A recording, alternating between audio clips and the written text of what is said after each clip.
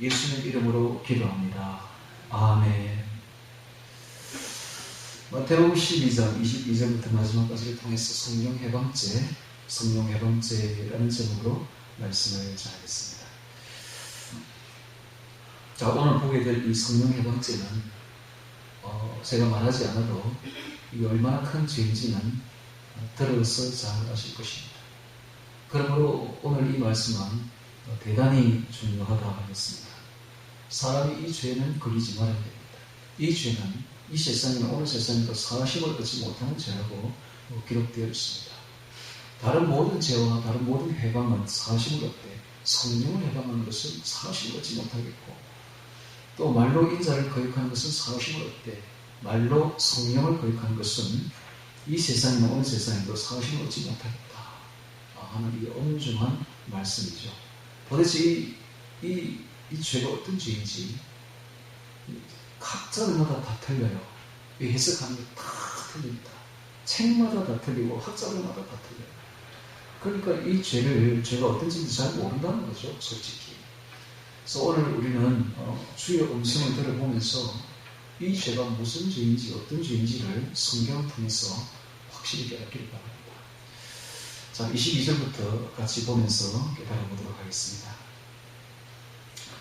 그때 귀신 들려 눈물고 벙어리 된 자를 데리고 왔거늘 예수께서 고쳐주시매 그 벙어리가 말하며 보게 된지라. 자, 여기 보니까 이 사람이 눈물고 벙어리 된 것이 그 원인이 귀신 때문에 귀신 들려서 그렇게 되었다라고 분명히 기록하고 있죠. 자, 그래서 많은 병 중에 병들 중에 이 영적인 귀신 때문에 병이 드는 경우가 많다는 것을 보여주고 있습니다. 자, 그때 귀신 들려 눈물고 벙어리 된 사람을 데리고 왔거늘 예수께서 고쳐주시매, 그 고친다는 말은 귀신을 쫓아내는 것이죠. 귀신을 쫓아내고 또 그 병을, 귀신이 파괴한 육체적인 병을 고쳐주신 것입니다. 그래서 그 벙어리가 말하며 보게 된지라. 놀라운 일이 벌어졌습니다. 벙어리가 말도 하고 앞을 보지 못하는 사람이 보게 된 거예요. 그러니까 무리가 깜짝 놀랍니다. 다 놀랐을 가로되 이는 다윗의 자손이 아니냐, 즉 메시아가 아니냐, 그리스도가 아니냐, 이는 다윗의 자손이 아니냐, 앞으로 올 인류의 구세주가 아니냐라고 이야기를 합니다. 자, 이것은 누구나, 무리가 다 놀라 이렇게 말한 것을 보았을 때에 이거는 누구나 이런 일을 보면 이렇게 된다는 것이죠. 누구나 다 이런 생각이 든다는 것이죠. 이건 일반적인 생각입니다. 그러니까 어느 한 사람이 이렇게 말한 것이 아니라 누가 봐도 이 정도 귀신을 쫓아내고 벙어리가 말을 하고 소경이 눈을 뜨는 이런 일은 이건 아무나 하는 일이 아니다. 이것은 오직 다윗의 자손, 즉 그리스도, 그리스도만이 할 수 있는 일, 인류의 구세주, 우리가 그동안 그렇게 바라던 다윗의 자손, 메시아만이 할 수 있는 일이다 하고 말하는 것은 이건 누구나 자연스럽게 우러나오는 말인 것입니다. 왜냐하면 그 앞줄 이렇게 보면, 앞부분 보면 이가 그리스도가 아니면 이런 일을 이스라엘 중에 본 적이 없다, 이런 말을 하거든요. 이런 일을 벙어리가 말을 하니까 우리가 이런 일을 이스라엘 중에 본 적이 없다, 이런 말을 합니다, 사람들이. 그러니까는 벙어리가 말을 하고 소경이 눈을 뜨는 이런 일들은 지금까지 있어 본 적이 없다는 것이죠. 그래서 이것을 보니까 자연스럽게 나오는 말이 이가 그리스도가 아니냐, 이가 메시아가 아니냐라고 놀라는 것이죠. 자, 그러자 24절에 바리새인들은 듣고 가로되 이가 귀신의 왕 바알세불을 힘입지 않고는 귀신을 쫓아내지 못하느니라 하거늘. 자, 민중들은 예수님을 그리스도라고 말하는데, 메시아라고 말하는데, 종교 지도자들은 그렇게 말하지 않고 딱 거꾸로 말합니다. 이가 귀신의 왕 바알세불을 힘입지 않고는 귀신을 쫓아내지 못하느니라. 즉 예수님이 지금 하는 일은 귀신의 왕 바알세불, 즉 사탄을 힘입어서 귀신을 쫓아낸다라고 말하는 거예요. 그 뒤에 보면 예수님이 이런 말을 하고 있습니다. 내가 성령을 힘입어 귀신을 쫓아내는 것이면 하나님의 나라가 이미 너에게 임하였느니라 이런 말을 하는 거 보면 예수님이 지금 하시는 이 일은 성령으로 하는 것입니다. 성령을 힘입어 귀신을 쫓아내고 있는데 이 성령이 하는 일을 이 종교 지도자들이 귀신의 왕을 힘입어 바알세불을 힘입어 즉 사탄을 힘입어서 귀신을 쫓아낸다라고 모독을 한 거예요. 즉 성령을 심히 모독한 것입니다. 이게 바로 성령 해방죄인 것입니다. 성령 해방죄. 성령이 하시는 일을 누가 봐도 성령이 하시는 일이 맞는데 누가 봐도 인정이 되는데 이 종교 지도자들이 아주 삐딱한 마음을 가지고 예수를 아주 삐딱하게 보면서 사람을 무시하면서 성령까지 무시하면서 성령을 회방하고 있는 거예요. 이게 바로 성령 해방죄인 것입니다. 자, 어떻게 이 사람들이 이렇게 되었을까요? 자, 여기 뒤에 보면 이런 말이 나옵니다. 너희는 악한 일 어떻게 선한 말을 할 수 있느냐? 선한 사람은 쌓은 선에서 그 선한 것을 내고 악한 사람은 쌓은 악에서 그 악한 것을 내느냐. 그러니까 이 종교 지도자들이 어떤 사람들이다? 그 마음이 악한 사람들이다. 너희는 독사의 자식들아, 너희는 악한 일 어떻게 선한 말을 할 수 있다? 선한 말을 할 수도 없다. 왜냐하면 그 마음에 쌓은 것을 입으로 말해요. 마음에 가득하게 쌓은 악에서 이 악한 말이 나오는 것이 종교지도 당시 바리새인 종교지도자들이었다는 사실입니다. 즉 이 말이 무슨 말입니까? 이 사람들이 단순히 그 당시에 그때 예수님이 이 벙어리를 입을 열게 하고 귀신을 쫓아내면서 또 소경된 자를 눈을 열게 벙어리 되고 소경된 자를 입 열고 눈 열게 한 것이 단순히 이 사건만 가지고 하는 말이 아니라는 거예요. 즉, 이 종교 지도자들은 어떤 사람들이냐? 단순히 이걸 가지고 이렇게 하는 것이 아니라 그 속에 악한 생각이 가득해서 말만 하면 남을 회방하고 남을 비판하고 비방하는 이야기를 했다는 것이죠. 이게 바로 당시의 종교 지도자들의 하는 것입니다. 나중에 이제 18장에 보면 이런 말이 나옵니다. 이 소자 중에 없이 여기지 말라라는 말입니다. 이 소자 중에 아무도 없이 여기지 말라. 왜냐하면 하늘에 저희 천사들이 하늘에서 하나님 아버지를 항상 배웁느니라 이런 말을 합니다. 그러니까는 예수를 믿는 작은 어린아이 하나조차도 없이 여기지 말라는 거예요. 왜냐하면 그 작은 아이의 천사가 있는데 수호천사가 있는데 그 수호천사가 하늘에서 항상 하나님의 얼굴을 배웠다는 거예요. 즉 업신여기면 수호천사가 다 고발한다는 거예요. 하나님 아버지 앞에. 그러니까 누구도 업신여기지 말라는 거예요. 그런데 지금 여기 종교 지도자들은 예수님을 아주 업신여기는 거예요. 아주 업신여겨서 아주 패망하는 거예요. 예수님이 지금 그 뒤에 성령을 힘입어서 귀신을 쫓아내고 있는데 그것을 뭐라고 말합니까? 사탄을 힘입어서 귀신을 쫓아낸다라고 폐망하고 있는 것입니다. 이것이 바로 성령 해방죄예요. 즉, 제가 지금 하는 말을 대충 알아듣겠습니까? 무슨 말이냐 하면 이 사람이 이 평소에 마음가짐을 잘해야 돼요. 어떤 마음가짐? 아름다운 마음을 가지고. 이게 악한 마음을 딱 가지게 되면 자기도 모르게 악한 말이 나오게 되고 자기도 모르게 성령 해방을 할 수 있는 그런 일이 벌어진다. 나중에 뭐기를 말합니다. 예수님. 나무도 좋다 하고 실과도 좋다 하든지 나무도 좋지 않고 실과도 좋지 않다 하든지 그 실과로 그 나무를 나눕니다. 예수님이 하시는 일이 다 좋은 일이기 때문에 예수님을 좋은 나무로 평해야 된다는 거예요. 또 그걸 거꾸로 적용하면 이 사람들, 바리새인들 입에서 나오는 말은 전부 악하니까 바리새인들은 악한 사람들이야. 이 실과를 보면 그 나무를 안다는 거예요.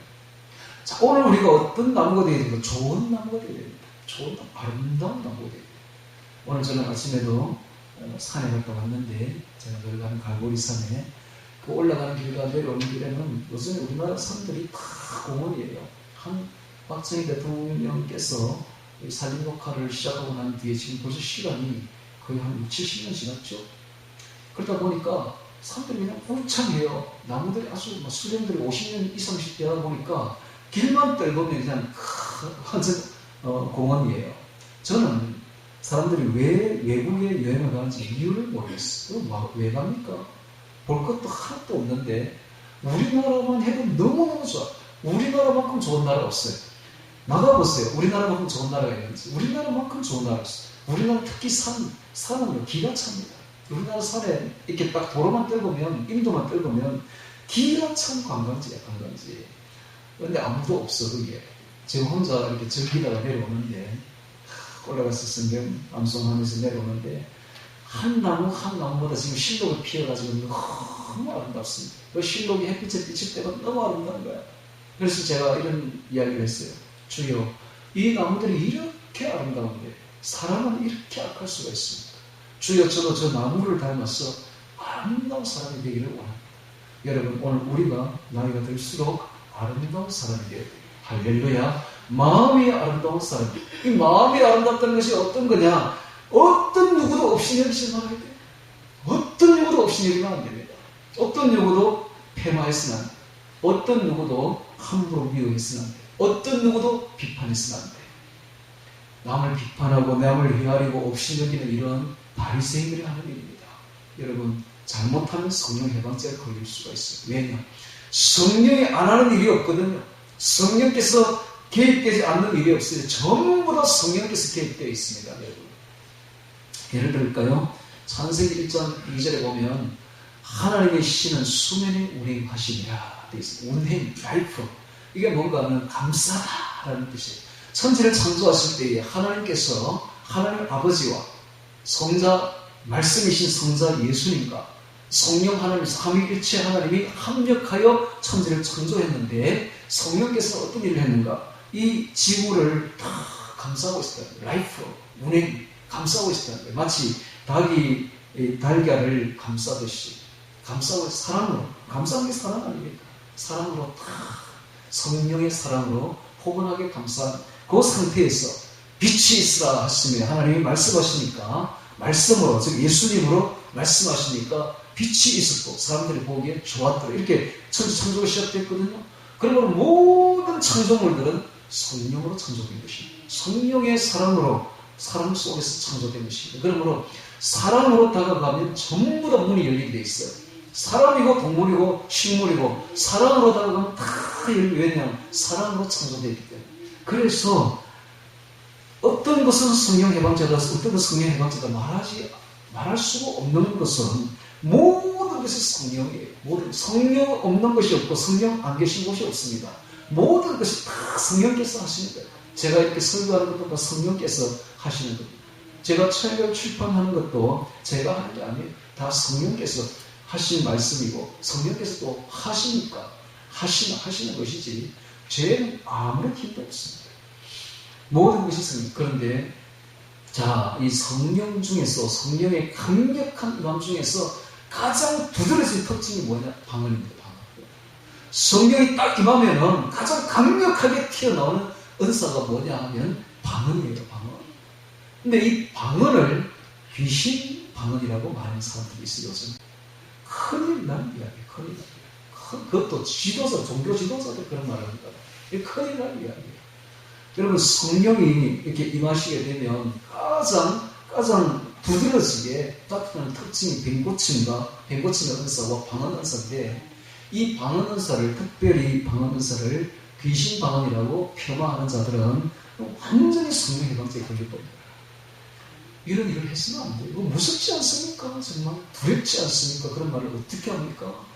저도 방언 맨날, 저도 오늘도 방언 엄청나게 하다 왔어요. 산에 가서. 방언 없이 어떻게 기도합니까? 성령 받은 사람이 방언 없이 어떻게 기도하느냐? 방언을 해야 하나님의 음성이 들리지. 방언 통면을 통해서 하나님의 음성이 들린다고, 여러분. 방언 없이 어떻게 기도합니까? 방언을 일단 해본 사람 방언 없이는 기도 못합니다. 방언하면서 또 우리나라 말도 하면서 또 방언하면서 우리나라 말도 하면서 또 성경 암송도 하면서 이렇게 막 복합되어 가면서 하나님의 뜻을 깨달아가는 것이죠. 무서운 이야기야. 그런 말이 많아요, 요즘에. 그것도 아주 대단한 지도자들이 그런 말을 하고 있다. 그래서 절대 그런 말을 하면 안 돼요. 왜 그런 말을 합니까? 이유는 딱 한 가지. 그 속에 악한 것이 가득한. 언제나 남 비판, 언제나 패망하고 업신여기고 이러다 보니까 여기까지 가는 거예요. 성령 해방까지 이제 가게 되는 것입니다. 자, 오늘 우리는 이 민중들을 본받아요. 이 민중들은 가난하고 무식하고 정말 겸손한 사람들, 이런 사람들은 아무런 그 속에 고정관념이 없어요. 근데 그냥 보는 그대로 이야기합니다. 이가 그리스도가 아니냐. 당연한 이야기죠. 맞는 이야기죠. 그래서 예수님은 당시에 제자들을 선택할 때에도 그 잘 배운 사람, 바리새인의 아들, 서기관, 이런 서울대학 나온 이런 사람들을 택하지 않았어요. 그냥 모르는 무식한 어부들. 가서 어부들은 당시에 가장 천시되는 직업이었다고 합니다. 그런 사람들을 부른 거예요. 그것도 한 동네에서 그냥 다 부른 거예요.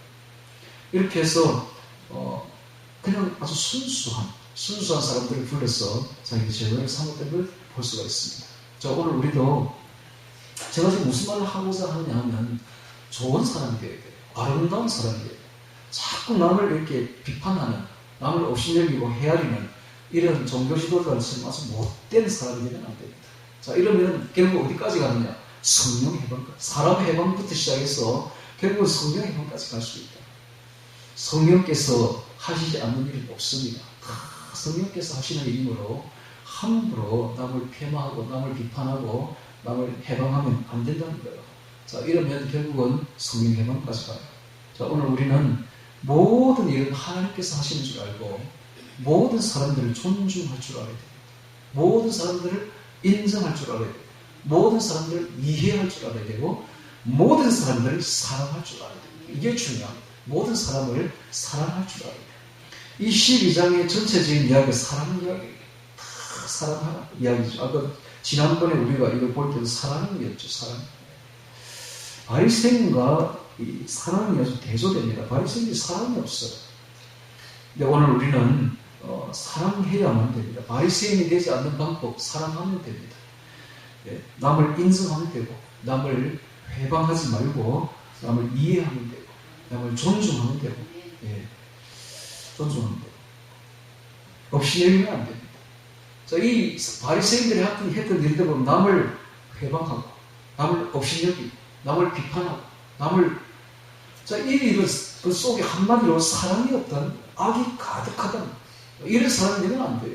이런 사람들은 결국은 성령 해방죄까지 짓는다. 자, 오늘 우리는 이런 바리새인을 본받지 말고 속에 사랑이 가득해서 어떤 사람도 회방해서는 안 되고, 어떤 사람도 업신여기서는 안 되고, 비판해서도 안 되고, 그런 이야기에 지금 전체적인 맥락을 딱 보면은 그런 이야기입니다. 자, 다시 한번 보겠습니다.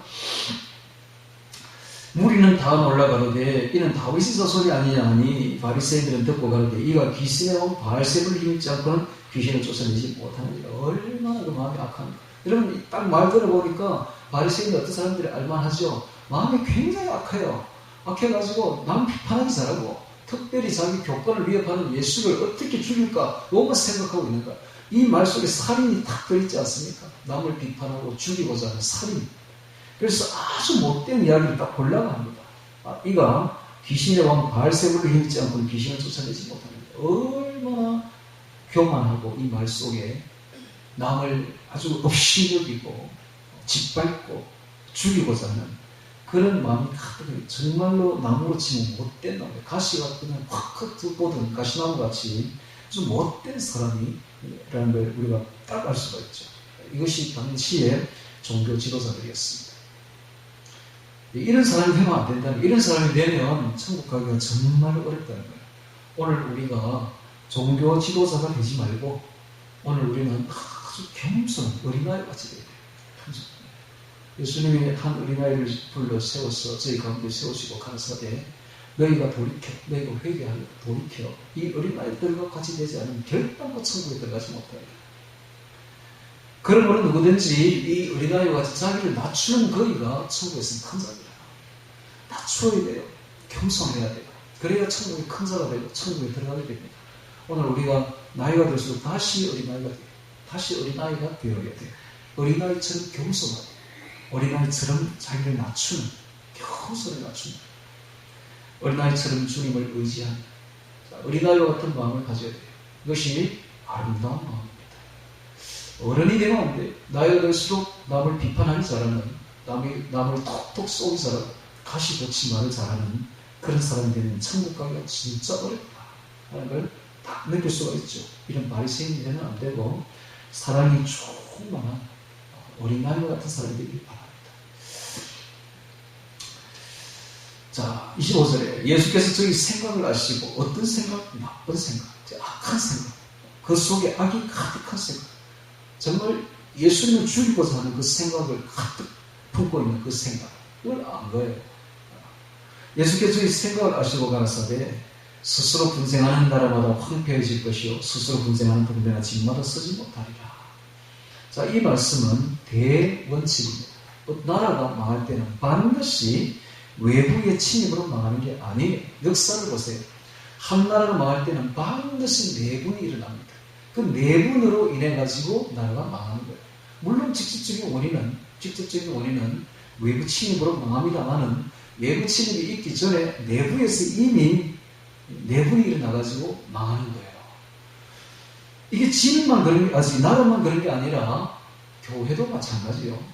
집도 마찬가지요. 동네도 마찬가지요. 나라도 마찬가지입니다. 모든 단체나 집이나 가정이나 나라가 망할 때는 반드시 내분이 일어납니다. 내분이 일어나서 그 내분 때문에 망하게 돼 있어요. 반대로 말하면 아무리 큰 혼란과 어려움이 다가온다 해도 내분이 일어나지 않고 딱 결속이 되면 절대 망하지 않습니다. 어떤 것도 다 물리칠 수 있습니다. 가정도 마찬가지. 가정은 절대 깨어지지 않습니다. 내부만 딱 단결되면, 합력되면, 합하면, 마음이 합하면 어떤 문제, 경제적인 어떤 큰 문제, 또 어떤 큰 문제가 벌어져도 절대 가정이 깨어지는 일은 없습니다. 절대 나라가 무너지는 일은 없습니다. 절대 동네가 깨어지는 일은 없다. 이건 큰 대원칙입니다. 자, 그 다음에 26절에 보겠습니다. 사탄이 만일 사탄을 쫓아내면 스스로 분쟁하는 것이니 그리하고요 어떻게 저희 나라가 쓰겠느냐. 귀신이 귀신을 쫓아낸다고 한다면 사탄을 쫓아내는 것이니까 스스로 분쟁하는 것이 되니까 어떻게 저희 나라가 쓰겠느냐. 그러니까 내가 귀신의 왕 바알세불의 힘으로 귀신을 쫓아내는 것이 절대로 아니다는 것이죠. 귀신이 귀신을 쫓아낸다는 게 말이 되느냐. 두 번째 27절에 또 내가 바알세불을 힘입어 귀신을 쫓아낸다면, 만약에 그렇게 한다면 너희 아들들은 누구를 힘입어 쫓아내는? 당시에 바리새인에 속한 제자들이 있었어요. 바리새인에 속한 제자들이 많았죠. 서기관에 속한 제자들도 많았고, 그러면 바리새인에 속한 예수의 제자들이 예수님의 그 능력을 받아가지고 성령을 받아가지고 귀신을 많이 쫓아냈거든요. 그러니까 그건 누구냐? 바리새인의 아들들이야. 그러면 너희 아들들이 그러면 귀신을 지금 쫓아내고 있는데, 그러면 너희 아들들도 바알세불을 힘입었냐? 이렇게 말합니다. 그러니까 너희 아들들이 너희 재판관이 되리라 라고 말합니다. 말 맞는 말이죠. 네 아들이 지금 내한테 속해가지고 내 제자가 돼가지고 귀신을 쫓아내고 있는데, 그럼 네 아들도 그러면 바알세불을 힘입었느냐? 네 아들이 너의 재판관이 되겠네. 이런 말이에요. 할 말은 없는 거죠. 할 말 없어요. 자, 28절에 그러나 내가 성령을 힘입어 귀신을 쫓아내는 것이면 하나님의 나라가 이미 너에게 임하였느니라. 자, 이것이 하고 싶은 말이에요. 지금 내가 귀신을 쫓아내는 것은 하나님의 성령을 힘입어서 귀신을 쫓아낸다 하는 거예요. 예수님은 세례를 받을 때에 성령께서 강력하게 비둘기처럼 임하였고 하늘이 열리고 하나님의 성령이 비둘기처럼 임하여 그때부터 성령에 이끌려갑니다. 그 다음 딱 4장의 3장 마지막이고 4장에 보면 예수께서 성령에 이끌려 마귀에게 시험을 받으러 이렇게 되어 있거든요.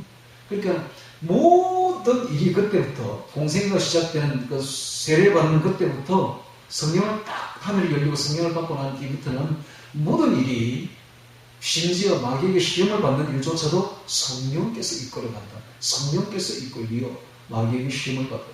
그러니까 하나님이 예수님이 하신 모든 일이, 3년 공생의 모든 일이 뒤에 누가 서있다? 성령이 서있다. 성령께서 다 밀어주는 일들이었다 하는 것을 알 수가 있습니다. 지금 여기 귀신을 쫓아내는 것도 예수님이 성령을 힘입어 쫓아낸다고 지금 말하고 있지 않습니까? 그러니까 성령 받고 예수 믿는 사람들의 모든 은행과 모든 행동과 모든 능력과 모든 기적 뒤에는 성령이 계신다는 거예요. 할렐루야. 지금 제가 이렇게 말하는 것도 내 뒤에 성령께서 서 계십니다. 성령께서 지금 말하게 하십니다. 저도 지금 올라올 때 이렇게 기도했어요. 하나님, 저는 말할 줄 모릅니다. 내가 무슨 말을 할 줄도 알 수가 없습니다. 성령께서 저에게 임하셔서 성령께서 말하여 주옵소서. 그래서 성령께 내 입을 맡기는 거예요. 지금 이렇게 말하는 건 성령께서 하시는 겁니다. 모든 일이 다 성령께서 하시는 것이다. 예수님이 이런 말을 합니다. 내가 성령을 힘입어 귀신을 쫓아내는 것이면 하나님의 나라가 이미 너에게 임하였느니라. 하나님의 나라가 임하였다는 말은 하나님의 주권이 미치면은 그 하나님 나라죠. 자, 오늘 우리 성령께서 임하셔서 귀신이 쫓겨나가면 거기에 하나님 나라가 이미 우리 안에 임한다는 거예요. 그래서 이렇게 기도할 필요가 있습니다. 내 안에 있는 이 더러운 귀신들은 다 쫓겨나갈지어다 하고 쫓아내면 이 안에 비어있는 것이 아니라 성령께서 들어오신다. 하나님 나라가 이루어진다. 즉 귀신이 쫓겨나간 그 자리에 하나님 나라가 이루어진다. 자, 오늘 우리가 그래서 성령으로 귀신을 쫓아내고 하나님 나라를 내 안에 먼저 임하게 해야 되고, 그 다음에 다른 사람에게 귀신을 쫓아내고 그 안에 하나님 나라를 임하게 해야 되는 것입니다. 하나님 나라가 너에게 임하였는데 29절에 보겠습니다. 사람이 먼저 강한 자를 결박하지 않고 어떻게 그 강한 자의 집에 들어가 그 세간을 늑탈하겠느냐? 결박한 후에 그 집을 늑탈하리라. 여러분, 한자에 약할 약자를 보시면 약할 약, 사람처럼 생긴 게 앞에 있고 그 뒤에도 똑같은 글자가 하나 돼 있죠. 이것을 원어에 이렇게 딱 보면은 초기 한자를 보면 사람이 진짜 사람이에요. 작은 사람을 그려놓고 그 뒤에는 큰 사람이 이 작은 사람을 확 누르는 형태입니다. 즉 약할 약자는 뭐냐면 사람 뒤에서 귀신이 사탄이 확 누르는 상태. 이게 바로 약할 약자예요. 우리 마음이 약할 때는 어떻게 된 거냐? 우리 뒤에서 귀신이 우리를 짓누르고 있는 거예요. 그러니까 우리 마음이 약해진 거예요. 두려워하는 거예요. 무서워하는 거예요. 그 뒤에 사탄이 있는 거예요. 우리에게 두려움을 주고 우리에게 무서움을 주고 우리를 떨리게 하는 것은 그 뒤에 뭐가 있다? 사탄이 우리를 짓누르고 있다는 거예요. 그게 바로 약할 약자입니다. 이 한자는 큰 이야기를 해요. 그래서 두렵고 떨릴 때는요, 여러분 딱 알아야 돼요. 사탄이 뒤에서 역사하고 있구나. 이걸 알아야 됩니다. 사람이 그냥 두렵고 떨리는 게 아니에요. 그럼 담대할 때는 언제냐? 담대할 때는 어떤 일이 벌어져도 내 마음 두려움이 없고 떨림이 없고 담대할 때는 예수님이 성령이 나와 함께 계실 때, 그때 우리는 담대하는 거예요. 죽음이 와도 두렵지 않고 담대할 수 있는 것은 주님께서 나와 함께 계시고 성령께서 나와 함께 계시는 담대하고 평안합니다. 주님이 함께하는 특징이 담대하고 평안해요. 귀신이 함께하면, 귀신이 짓누르고 있으면 아무리 작은 일이 벌어져도 두렵고 떨려, 그냥 사시나무처럼 떨려 살 수가 없어. 병이 걸려요. 두렵고 떨리고 스트레스 받으면 병 걸려요. 이게 사탄이, 귀신이 하는 일이에요. 그래서 이 강한 자라고 표현한 이게 바로 사탄입니다. 귀신입니다. 사람이 먼저 그 강한 자를 결박하지 않고야 어떻게 그 강한 자의 집에 들어 그 세간을 늑탈하게. 세간은 바로 우리들입니다. 즉 강한 자, 사탄이 확 짓누르고 있는 그 세간이 바로 우리들의 영혼, 우리들의 마음이에요. 그 마음을, 우리를 그 강한 자 사탄에게서 빼앗아 오려면, 늑탈하려면 먼저 그 강한 자를 결박을 해야 돼. 그건 제압을 해야 돼. 제압을 하지 않으면 절대로 거기서 그 손아귀에서 빼앗아 올 수가 없어요. 제압은 누가 합니까? 예수님이 하십니다. 예수님이 성령으로 먼저 제압을 딱 해야만이 그 강한 자의 손에서 빼앗아 올 수 있는 큰 영적 지금 원리를 이야기하고 있습니다. 여러분, 이게 엄청난 원리예요. 자, 그렇다면, 자, 오늘 우리가 두렵고 떨린다. 그럼 어떻게 해야 돼요? 먼저 우리를 짓누르고 있는 이 사탄 세력을 딱 알아차려야 돼요. 이놈들이 있구나. 이걸 알아차려야 돼요. 어떤 일 때문에 떨리는 게 아니에요. 그 뒤에 영이 있다는 거예요. 영이 우리 뒤를 짓누르고 우리 마음을 여러분, 아무리 큰 일이 벌어져도 두렵지 않고 떨리지 않을 수가 있습니다. 왜? 뒤에 영이 없고 사탄이 없고 예수님이 나와 함께하면 죽음이 내 앞에 와도 떨리지 않습니다. 두렵지 않습니다. 그런데 조그마한 일을 가지고 두렵고 떠는 사람 왜 그래요? 그 뒤에 영이 짓누르고 있으니까. 강한 자가 짓누르고 있으니까. 이 세간이 그냥 꼼짝 못하는 거예요. 그래서 두렵고 떨리는 거예요. 그럴 때 어떻게 해야 돼요? 물리쳐야 돼요. 예수 이름. 딱 영적인 눈을 떠서 딱 보고 물리쳐야 돼요. 이 더러운 귀신아, 두려움을 안겨주는 이 더러운 귀신아, 너는 내게 적발되었다. 예수 이름으로 느낌을 받고 떠나갈지어다 하고 강력하게 물리쳐야 됩니다. 할렐루야. 그러면 사건이 쫙 풀려버려. 그 사건이 쫙 풀려. 이번에 제가 겪었던 일입니다. 제가 얼마나 이번에 한 3주 동안요. 우리 가정에 한번 물어보세요. 어떤 일이 벌어졌냐. 이게 엎친 데 겹치고 겹친 데 겹쳐서 막 넘어진 데 짓밟고 설상가상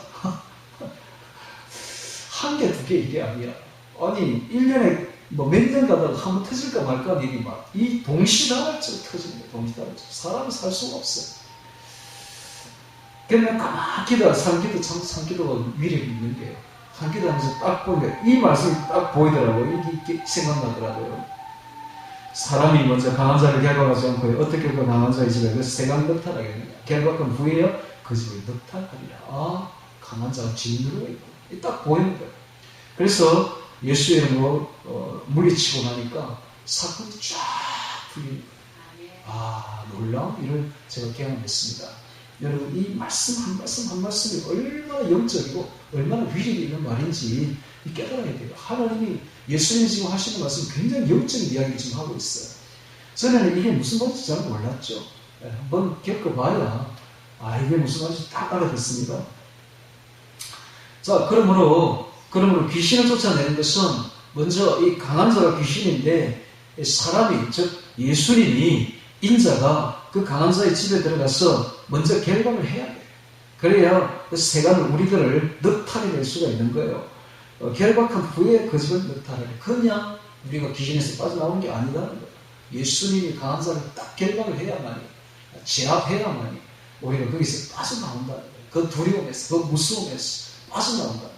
우리에게 평안을 주고 사랑을 주시는 분은 예수님인데, 그렇게 될 그 하나님의 나라에 옮겨지려면 먼저 예수님이 오셔서 강한 자를 결박을 해야 된다는 이야기를 지금 하고 있습니다. 자, 이 이야기는 뭡니까? 지금 귀신의 왕 바알세불을 힘입지 않고 귀신을 쫓아내지 못하는 일이라 지금 이 이야기에 대한 반박문으로 지금 하고 있는 거예요. 그래서 이 바리새인들은 아무것도 몰라, 지금 영적으로 아무것도 모른 채 예수님이 사탄을 힘입어서 귀신을 쫓아낸다라고 말을 하니까 지금 예수님께서 지금 어떻게 내가 귀신을 쫓아내는지 그 이야기를 소상하게 해주마 하고 하는 이야기 중에 나오는 이야기예요, 지금.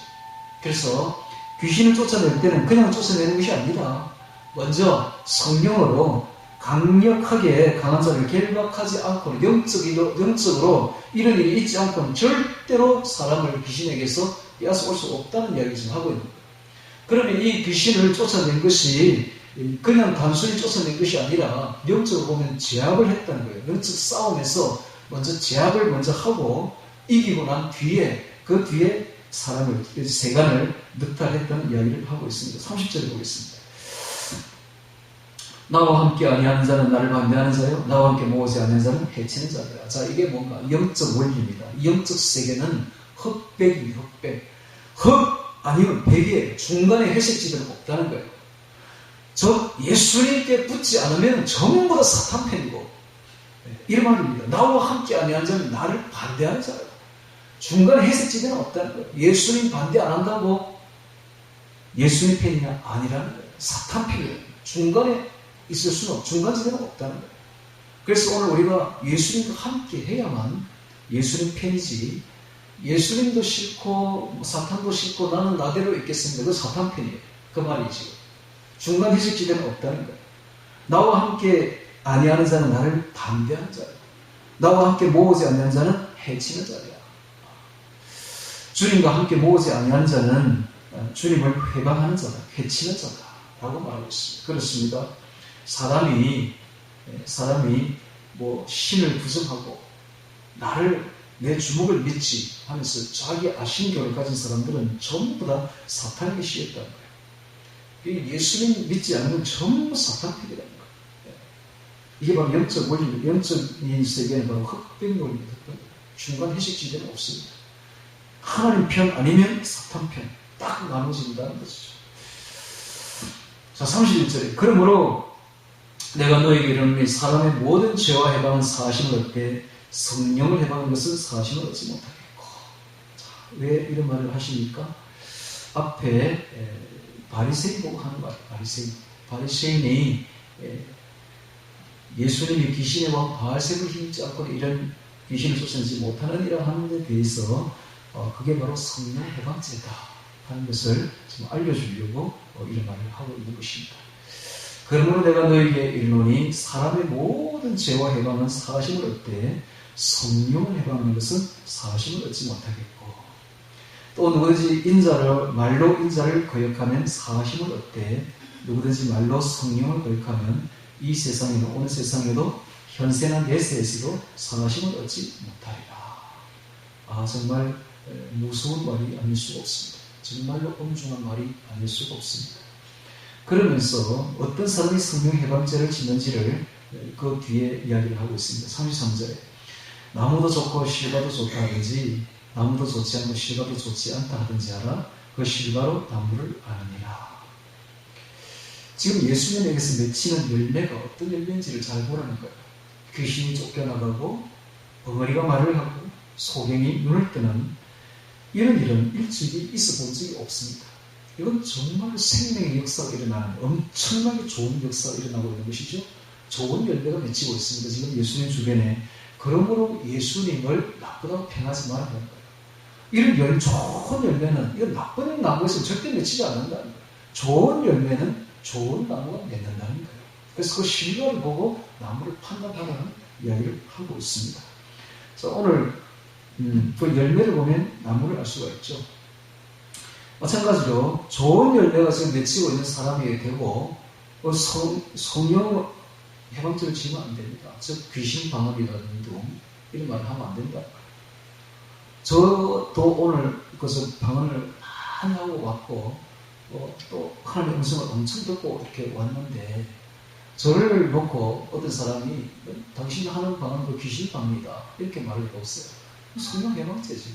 성령 해방죄 딱 걸리지. 그렇지 않습니까?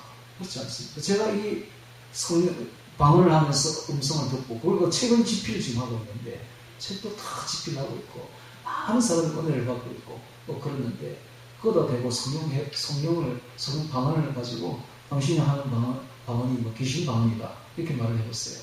그거 어떻게 된다 그게. 그런데 지금 참 내 담대하다고 생각해요. 그렇게 말하는 사람들. 전국에 딱 되고 방송에다 딱 되고 방언은 전부 다 100% 귀신 방언이다라고 말하는 사람이 있어요. 와, 강심장도 이렇게 강심장이 있을 수가 있나. 그래서 함부로 그런 말을 하면 안 되죠. 예, 좋은 일이 벌어지는 사람에게 되고 좋은 열매가 맺히는 사람에게 되고 그 나무도 좋은 나무인데 그거다 되고 귀신이다라고 말을 하면 안 된다는 거예요. 자, 다시 성경을 벌써 봅니다. 나무도 좋고 실과도 좋다 하든지 나무도 좋지 않고 실과도 좋지 않다 하든지 하라. 그 실과로 나무를 아느니라. 그렇죠? 그 사람이 행하는 그 행함을 보면 그 사람의 됨됨이를 알 수가 있는 법입니다. 좀 지나보면 그 사람이 어떤 짓을 하는지를 보면 나쁜 짓을 하는 나쁜 사람이다. 그렇죠? 좋은 일을 하면 좋은 사람이다. 조금만 지나보면 알 수가 있죠. 자, 34절에 봅니다. 독사의 자식들아. 독사의 자식이 뭡니까? 사탄의 자식들아. 사탄의 자식들아. 옛뱀, 독사, 사탄, 마귀의 자식들아. 독사의 자식들아. 너희는 악하니 어떻게 선한 말을 할 수 있느냐. 이는 마음에 가득한 것을 입으로 말합니다. 참 예수님 하시는 말씀이 진짜 대단합니다. 어떻게 이렇게 짧은 말로 가지고 이렇게 큰 걸 정확하게 이야기를 할 수 있을까요? 사람이 그 마음에 가득한 것을 입으로 말합니다. 항상 선한 사람은 입에서 항상 선한 말이 나와요. 왜? 그 마음에 선한 것이 있기 때문에. 근데 악한 사람은 그 마음에 가득 악을 품고 있기 때문에 말만 하면 악한 말이 나오게 돼 있어요. 악한 자는 절대로 선한 말을 할 수가 없습니다. 선한 말을 했어요.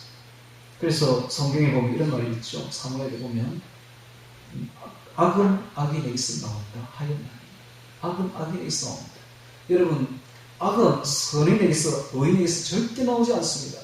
반드시 악은 악인에게서 나오는 법이에요. 왜? 마음에 악한 것을 가득 품고 있기 때문에. 그 말하는 것이 전부 마음의 악한 마음에서 나오기 때문에 그렇습니다. 자, 그러면서 35절에 아주 귀한 말을 하고 있습니다. 선한 사람은 그 쌓은 선에서 선한 것을 내고 악한 사람은 그 쌓은 악에서 악한 것을 내느니라. 네. 선한 사람은 그 쌓은 선에서 선한 것을 내고 악한 사람은 그 쌓은 악에서 악한 것을 내느니라. 사람이 부시간에 하는 말 한마디 한마디가 그냥 나오는 말이 아니라 쌓은 선에서 선한 것이 나오고 쌓은 악에서 악한 것이 나옵니다. 그러므로 오늘 우리가 선을 쌓아야 돼요. 선한 사람들이 내 마음에 사랑을 가득 품어야 돼요. 결론은 이겁니다. 아주 간단하죠. 결론이 사랑을 품으면 선한 말이 나오게 되어 있고, 결론이 내 마음에 미움과 살인을 품으면, 죽이고자 하는 마음을 품으면 악한 말이 나오게 되어 있는 거예요. 성경이 복잡한 것 같아도 아주 간단합니다. 보면 선한 사람이 되기를 바랍니다. 이 선한 것이 결국 사랑입니다. 내 마음속에 사랑을 가득 품고, 이 사랑을 가득 품는 게 성령의 충만한 거예요. 성령은 곧 어머니 같은 사랑이에요. 아까 제가 이야기했죠. 맨 처음에 이 라이프, 다 지구를 품는 것, 이게 바로 어머니 품 같은 것이죠. 어머니 품.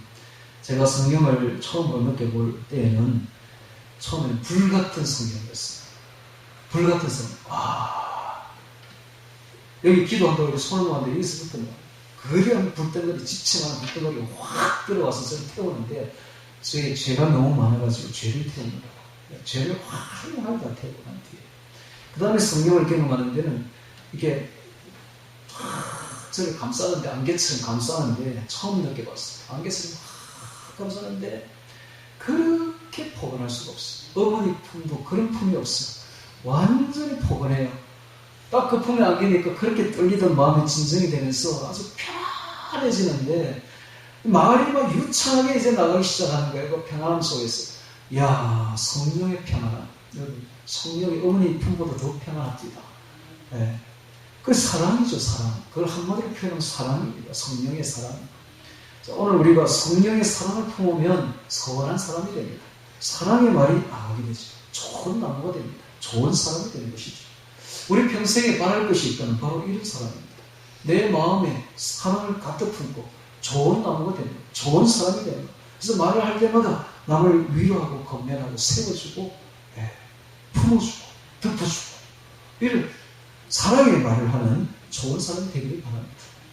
나이가 들어갈수록 그런 사람들이 안 그래요. 꼰대들이라고 하죠. 항상 남을 비판하고 질시하고 비판하고, 말만 하면 비판하고. 제가 지금 노회장인데, 제가 서기한테 딱 노회장 딱 시작할 때부터 딱 세 사람을 딱 지목을 했어요. 누구 A, B, C. 이 사람은 너한테 준다. 절대 부르지 마. 절대 부르지 마. 아직까지 안 불러줘요. 만약에 부르는 날에는 내가 안 간다. 내가 이 노회 안 가니까 이 세 사람 딱 리스트 딱 준다. 다윗이 솔로몬에게 세 사람 리스트를 주죠. 시바, 누구, 이 세 사람은 죽여버려. 아주 지혜롭죠. 그러니까 솔로몬이 그 세 사람 리스트를 딱 다윗에게 받아가지고는 차근차근히 다 죽여 없애버립니다.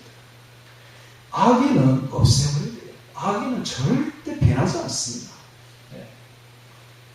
제가 뭐 죽이라고 하니까 진짜 죽이는 게 아니라 그 사람을 사랑해요. 사랑하는데 어떤 회를 이끌어 나갈 때 있어서는 이 분란을 일으키는, 말만 한 분란을 일으키는 이런 사람들과 같이 갈 수는 없는 거예요. 딱 제거를 해버리니까 얼마나 편한지 노예가 싸울 일이 없는 거예요.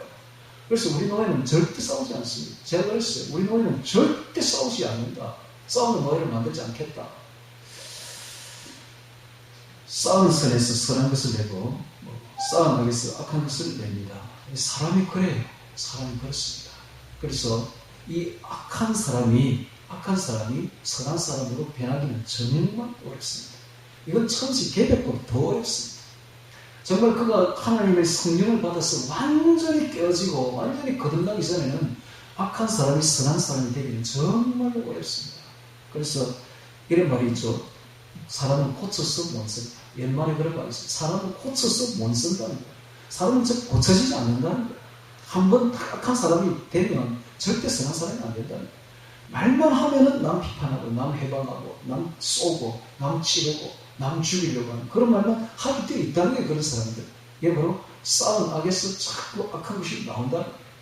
그런데 선한 사람은 말만 하면 덮어주려고, 사랑하려고 하고, 이해하려고 하고, 세우려고 하고 하는 것이죠. 자, 오늘 우리가 나이가 들어가면서 어떤 사람이 될 것인가? 악한 사람이 될 것인가? 선한 사람이 될 것인가? 악한 사람이 되면 부지부식간에 성령 해방을 할 수가 있다는 것. 조심해야 된다. 그래서 우리가 어떤 것은 성령 해방죄고 어떤 것은 성령 해방죄가 아니다 이렇게 말을 하기 전에 선한 사람이 되면 됩니다. 할렐루야. 선한 사람이 돼. 남의 비판 안 하면 돼. 남의 해방 안 하면 돼. 덮어주면 되는 것입니다. 36절에 보겠습니다. 내가 너에게 이르노니 사람이 무슨 무익한 말을 하든지 심판날에 대해 신문을 받으니 내 말로 어렵다함을 받고 내 말로 정죄함을 받으리라. 얼마나 또 무서운 말입니까 이 말이. 사람이 무슨 무익한 말을 하든지 심판날에, 이 마지막 날에 주님이 백보자 심판하실 때에 신문을 받는데 우리 했던 말로 가지고 심판을 하겠다는 거예요. 우리 말로 어렵답니다. 우리 말로 정죄함을 받겠다라고 말하니까 이 말이 얼마나 무섭고 중요한지를 알아야 되는데, 이 말은 어디서 나오는가? 말은 바로 마음에서 나오는데, 선한 마음을 품으면 선한 말을 하게 되어 있어요. 반드시. 심지어 욕을 해도 괜찮아. 욕을 해도 아주 아프지도 않아. 속에 사랑으로 하는 욕은요, 아프지도 않아. 그런데 속에 이 악한 마음을 품으면 아무리 고상한 말을 해도 얼마나 찌르는지 모릅니다. 악한 마음을 품고 죽이고자 하는 마음을 품고 하는 말은 사람을 죽입니다. 완전히 살인 비수입니다. 비수.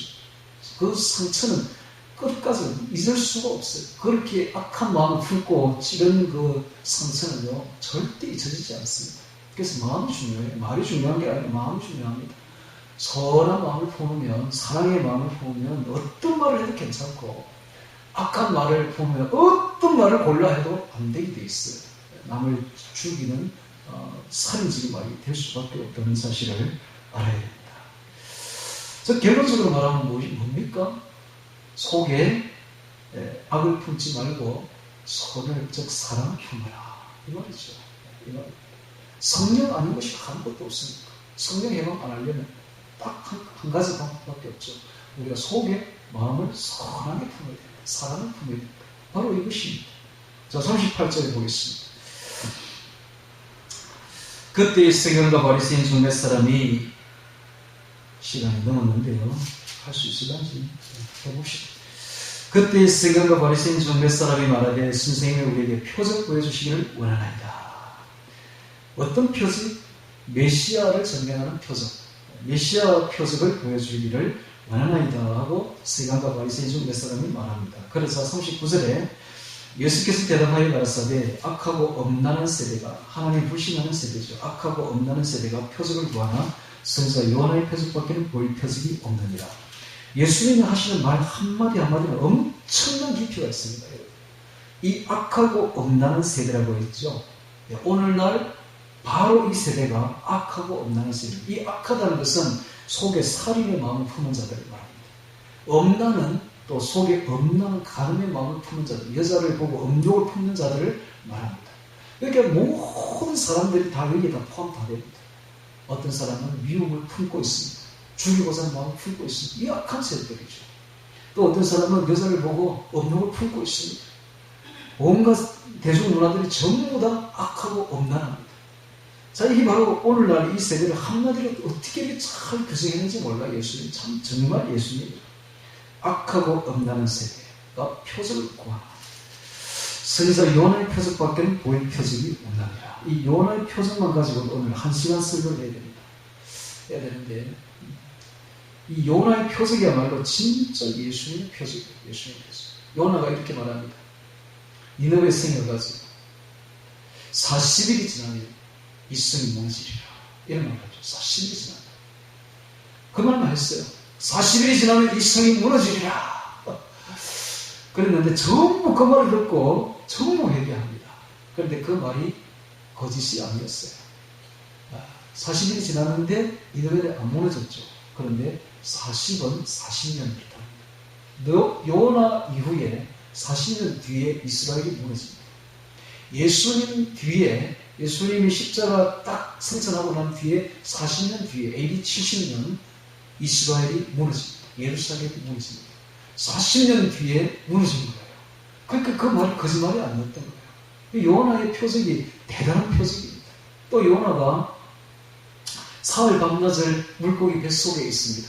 그래서 예수님이 사흘 밤낮을 땅속에 있었던 것하고 그대로 일치합니다. 우리 요나서 한번 찾아보겠습니다. 요나서 2장을 찾습니다. 요나서 2장. 이게 참 재밌습니다. 요나서하고 예수님하고 그대로 일치합니다. 옥변이죠, 옥변. 아모스 뒤에 옥변.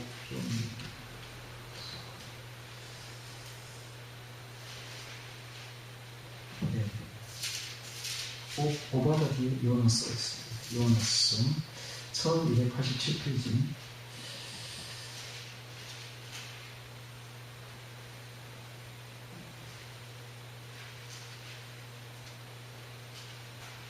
자, 요나가 기도하는 장면을 한번 보도록 하겠습니다. 요나서 2장 보면 요나가 물고기 뱃속에서 그 하나님 여호와께 기도하여 가로되. 자, 이 물고기 뱃속 같은 이 엄부죠, 엄부죠.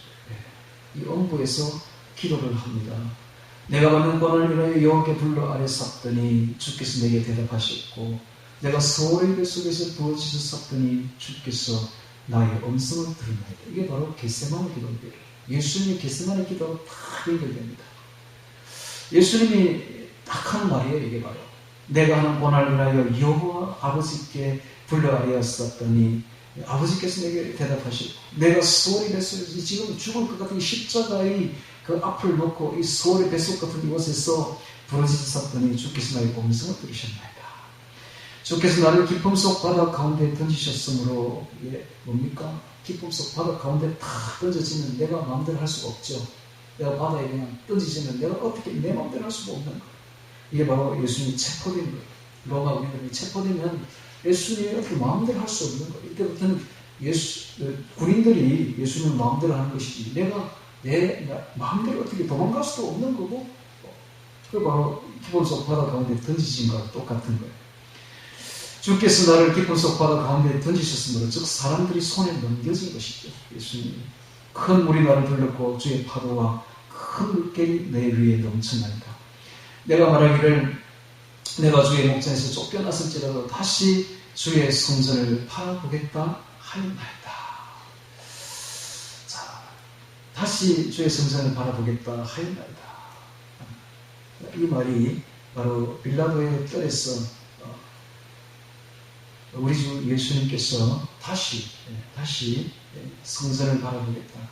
이게 이제 주의 성전을 바라보겠다. 이 말은 출교입니다. 출교.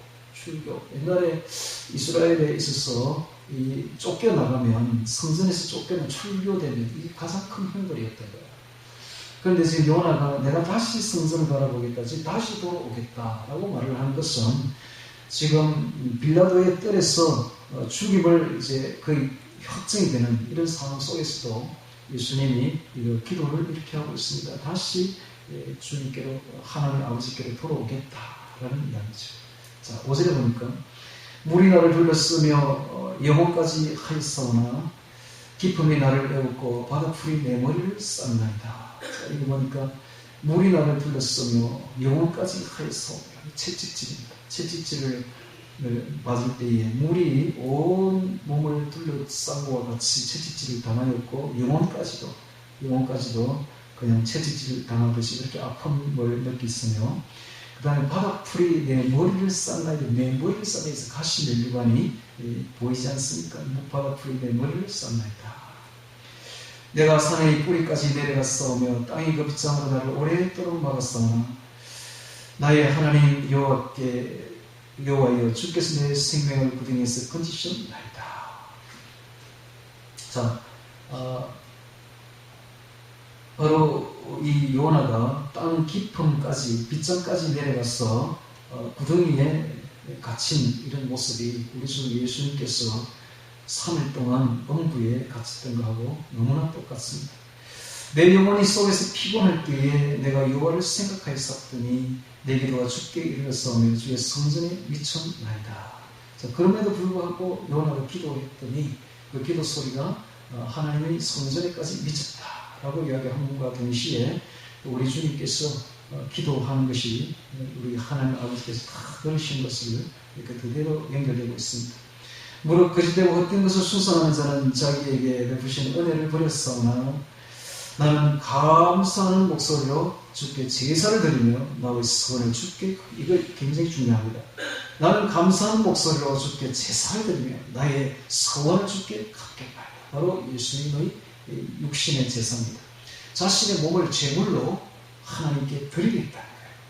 그리고 나의 소원을, 즉 내가 내 자신을 희생해서 인류 전체를 위해서 십자가의 제단에 바치겠다는 그 소원을 갚겠다고 말하고 있는 거예요. 구원은 여호와께로서 말미암나이다. 이렇게 마지막 딱 인상을 찍는데, 구원은 여호와께로서 말미암, 즉 여호와께서 구원하신다, 이 말을 딱 줄이면 여호수아고, 여호수아, 이걸 딱 그대로 줄이면 예수입니다. 마지막에 도장을, 인장을 딱 찍는데, 기도에 인장을 찍는데 예수 도장을 딱 찍는 거예요. 지금 요나가. 이만큼 요나의 기도와 예수님이 연결되고 있습니다.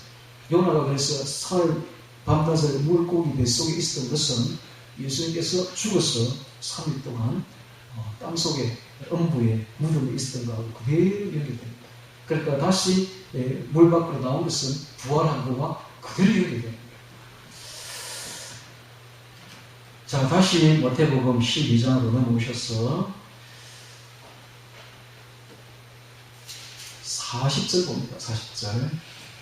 요나가 밤낮 사흘을 큰 물속에 뱃속에 있었던 것 같이 인자도 밤낮 사흘을 땅속에 있으리라.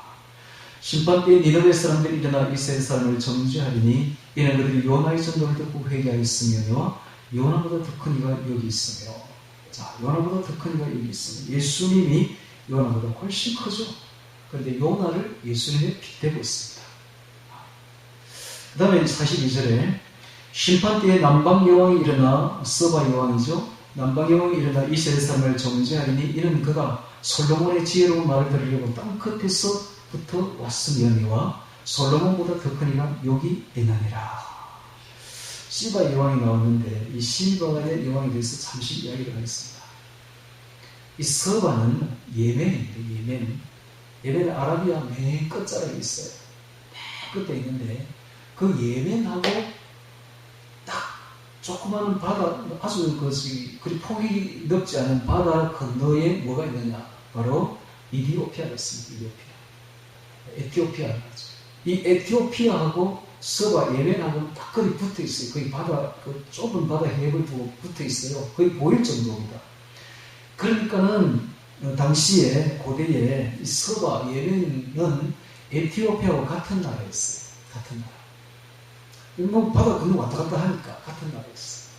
근데 이 서바 여왕이 그 아라비아를 통해서, 아라비아 끝에 있는데 아라비아를 통해서 솔로몬의 지혜로운 말을 들으려고 찾아온 거예요. 솔로몬한테 찾아와서는 솔로몬에게 너무 반하게 됩니다. 황홀해진다는 말이 있죠. 나중에 보면 그 지혜가 너무 좋아가지고 반해버려요. 그러다 보니까는 솔로몬이 그가 원하는, 그 여왕이 원하는 모든 것을 주었더라는 말이 나오는데 나중에는 결혼까지 했고요. 결혼까지 해서 이 씨까지 배태가 되거든요. 솔로몬의 씨까지. 자, 그러다 보니 그 이제 솔로몬의 아이를 뵌 서바 여왕이 어디로 오느냐? 내려갈 때는 아라비아로 왔는데 내려올 때는 반대로 이집트를 통해서 이 에티오피아로 내려가요. 똑같은 나라니까. 그래서 이제 솔로몬의 애를 뺐다는 말이 이제 퍼지게 되면 이 왕위가 흔들리니까 이쪽으로 온 거예요. 와서 에티오피아에서 왕궁에서 애를 낳게 됩니다. 즉 솔로몬의 자식이죠. 그래서 그 이야기가 그렇습니다. 그러다 보니까는 에티오피아에 가면은 이 솔로몬의 후예들이 그렇게 많은 거예요. 그래서 에티오피아 여성들이 그렇게 예쁘다고 하죠. 여담입니다만은.